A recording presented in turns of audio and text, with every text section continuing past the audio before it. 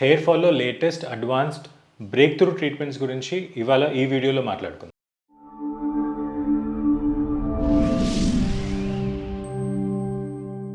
Hair fall అనగానే అందరికీ basic medical treatments, PRP treatments and last స్టేజ్లో హెయిర్ ట్రాన్స్ప్లాంటేషన్ మాత్రమే గుర్తొస్తాయి. కానీ ఈ మధ్య చాలా లేటెస్ట్ ట్రీట్మెంట్స్ వచ్చాయి. దీనివల్ల హెయిర్ని చాలా హెల్దీగా ఉంచడం, తర్వాత హెయిర్ ఫాల్ని తొందరగా కంట్రోల్ చేయడం, తర్వాత హెయిర్ థిక్నెస్ని కూడా ఇంప్రూవ్ చేయడానికి చాలా లేటెస్ట్ టెక్నాలజీస్ వచ్చాయి. సో ఈ లేటెస్ట్ టెక్నాలజీస్ గురించి ఇవాళ మాట్లాడు. దీంట్లో ఫస్ట్ వచ్చేసి stem cell treat. Stem cells అన్నవి ప్లూరిపొటెంట్ స్టెమ్ సెల్స్ అంటాం. ఈ ప్లూరిపొటెంట్ స్టెమ్ సెల్స్లో ఒక్క సెల్ నుంచి మనం వేరే సెల్స్ని క్రియేట్ చేయాలి. ఈ స్టెమ్ సెల్స్ని మనం హెయిర్ ట్రీట్మెంట్స్లో వాడుకోవచ్చు. సో ఈ స్టెమ్ సెల్స్లో 3 టైప్స్ ఉంటాయి. ఒకటి ఫాలిక్యులర్ సెల్ సస్పెన్షన్. సో ఈ follicular cell సస్పెన్షన్లో hair roots తీస్తాము.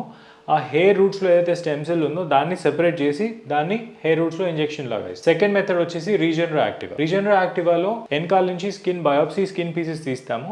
So ఈ స్కిన్ని ఒక మెషిన్లో పెడితే ఒక మెకానికల్ సెపరేషన్ ద్వారా ఈ స్టెమ్ సెల్స్ అనేవి సెపరేట్ అయ్యి దాన్ని మనం సలైన్లో మిక్స్ చేసి ఇంజెక్షన్స్ లాగా. మూడోది ఎస్విఎఫ్ అంటాం, స్ట్రోమల్ వాస్కులర్ ఫ్రాక్షన్. సో ఈ ఎస్విఎఫ్ని మనం ఫ్యాట్ సెల్స్ నుంచి తీస్తాం. సో ఇలా మనం స్టెమ్ సెల్స్ యూజ్ చేసినప్పుడు రిజల్ట్స్ ఎర్లీగా కనిపిస్తున్నాయి.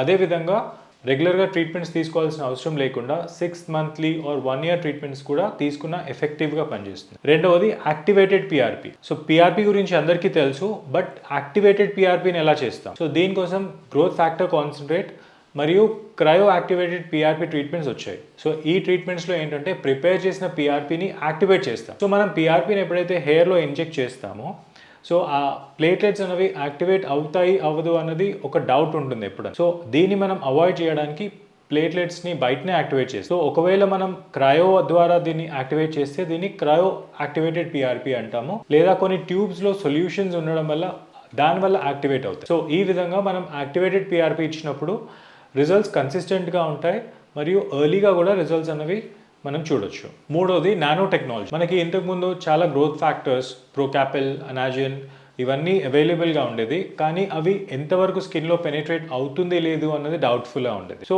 దీన్ని ఓవర్కమ్ చేయడానికి నానో టెక్నాలజీ అనే న్యూ ఇన్నోవేషన్ వచ్చింది. సో ఈ నానో టెక్నాలజీ ద్వారా మనము మెడిసిన్స్ని ప్రిపేర్ చేసినప్పుడు సో ఇది స్కిన్లో పెనిట్రేట్ అయ్యి ఎక్కడైతే ప్రాబ్లం ఉందో అంటే హెయిర్ రూట్ దాకా ఈ మెడిసిన్ వెళ్ళి మనకి రిజల్ట్స్ని ఎన్హాన్స్ చేసి, అదేవిధంగా మినాక్సిడిల్లో కూడా రకరకాల ఫార్ములేషన్స్ రావడం వల్ల ఈ ఫార్ములేషన్స్తోని మనం ఇరిటేషన్, మినాక్సిడిల్కి ఉన్న సైడ్ ఎఫెక్ట్స్ని తక్కువ చేస్తూ దాని బెనిఫిట్స్ని మనం ఎక్కువ చేసే అవకాశం ఉంది. నాలుగోది ఎక్సోజోమ్స్. ఈ ఎక్సోజోమ్స్ అనేవి ఒక చిన్న పార్టికల్స్.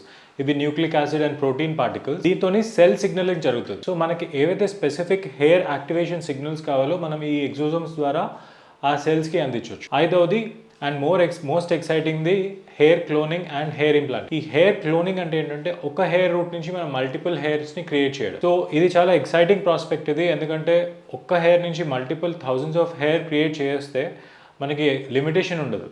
ఇప్పుడు మెయిన్ ప్రాబ్లం హెయిర్ ట్రాన్స్ప్లాంటేషన్లో మనకి ల్యాక్స్లో పోతుంది అండ్ కవర్ చేయడానికి ఓన్లీ థౌజండ్స్లో హెయిర్ అవైలబుల్ ఉంటాయి. సో ఈ హెయిర్ క్లోనింగ్ కనుక మనకి అవైలబుల్ అవుతే మనం ఎంత ఏరియానా కవర్ చేయొచ్చు. బట్ సాడ్ న్యూస్ ఏంటంటే ఇది ఇంకా మనకి క్లినిక్స్లో రాలేదు, ఇంకా ఓన్లీ ల్యాబ్స్లో మాత్రమే రీసెర్చ్ నడుస్తుంది. బట్ తొందరలో ఫ్యూచర్లో హెయిర్ క్లోనింగ్ మనకి అవైలబుల్ అవుతుంది. సో ఈ ట్రీట్మెంట్స్ ఫ్యూచర్లో క్లినిక్స్లో అందుబాటులో వస్తాయి అండ్ ఇది మనం యూజ్ చేయొచ్చు. లాస్ట్ వచ్చేసి హెయిర్ ట్రాన్స్ప్లాంటేషన్. హెయిర్ ట్రాన్స్ప్లాంటేషన్లో కూడా చాలా రీసెర్చ్ జరిగాయి.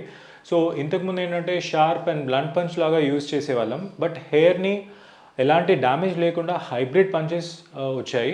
తర్వాత హెయిర్ ఇంప్లాంటేషన్ చేయడానికి కూడా అడ్వాన్స్ ఇన్స్ట్రుమెంట్స్ అనేవి వచ్చాయి. సో ఈ లేటెస్ట్ టెక్నాలజీస్ని కరెక్ట్గా కంబైన్ చేయడం అండ్ ఇండివిజువల్ పేషెంట్కి కస్టమైజ్ చేయడం అనేది ఇంపార్టెంట్. సో ఒకవేళ ఒక డాక్టర్కి హెయిర్ ట్రాన్స్ప్లాంటేషన్ రాకపోతే వాళ్ళు మీకు ఫాలిక్యులర్ సస్పెన్షన్ చెప్పరు, ఎందుకంటే ఫాలిక్యులర్ సస్పెన్షన్ చేయడానికి హెయిర్ ట్రాన్స్ప్లాంటేషన్ వచ్చి ఉండాలి. అండ్ ఒకవేళ డాక్టర్కి ఫ్యాట్ సెల్స్ తీయడం రాకపోతే వాళ్ళు మీకు నానో ఫ్యాట్ గురించి మాట్లాడరు. సో అన్నిటికన్నా ఇంపార్టెంట్, మీరు కలిసే డాక్టర్కి అన్ని ట్రీట్మెంట్స్ కనుక వాళ్ళకి ఎఫిషియన్సీ ఉంటే మీకు ప్రాబ్లమ్ని బట్టి మీకు కరెక్ట్గా కస్టమైజ్ చేసి మీకు ఎలాంటి ట్రీట్మెంట్ సూట్ అవుతుందో సో అది మీకు చేసే అవకాశం ఉంటుంది. అండ్ బయట సెంటర్స్లో నాన్ డాక్టర్స్ తర్వాత డర్మటాలజిస్ట్ కాని వాళ్ళు ట్రీట్మెంట్స్ చేస్తున్నారు. సో వీళ్ళు బేసిక్ ట్రీట్మెంట్స్ అంటే పిఆర్పి గురించి దాని గురించే మాట్లాడతారు, ఎందుకంటే అడ్వాన్స్ ట్రీట్మెంట్స్ గురించి వాళ్ళకి ఐడియా ఉండదని చేయరు. సో ఈ లేటెస్ట్ ట్రీట్మెంట్స్ అన్నవి ఒక డర్మటాలజిస్ట్ అండ్ హెయిర్ స్పెషలిస్ట్ ఎవరైతే దీని మీద ప్రాపర్గా రీసెర్చ్ చేస్తున్నారో, రెగ్యులర్గా తను అప్డేట్ చేసుకుంటున్నారో వాళ్ళకి మాత్రమే చేయగలిగే కెపాసిటీ ఉంటుంది.